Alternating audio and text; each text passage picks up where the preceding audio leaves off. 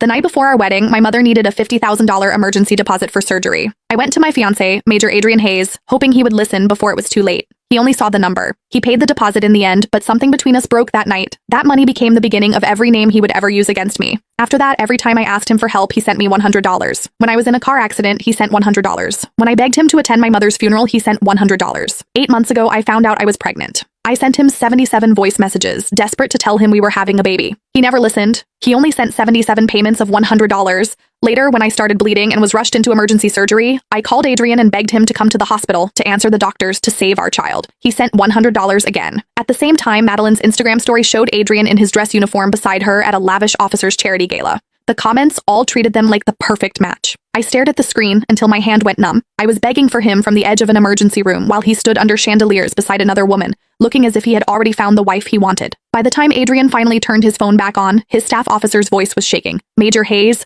your wife and the baby did not make it." And in that moment, Adrian went feral. After the prenatal checkup, the doctor pushed the report toward me. "Nora, you are almost 8 months pregnant, and this is a high-risk pregnancy. There is a chance of premature labor, so I recommend admitting you for observation today. If things worsen, we may need an emergency C-section." She glanced at the admission form. "Can your husband come in? We need your emergency contact, insurance details, and hospital notification information updated before admission." For months, I had come to every appointment alone. Blood tests, ultrasounds, fetal monitoring, payments, and prescriptions were all things I handled by myself.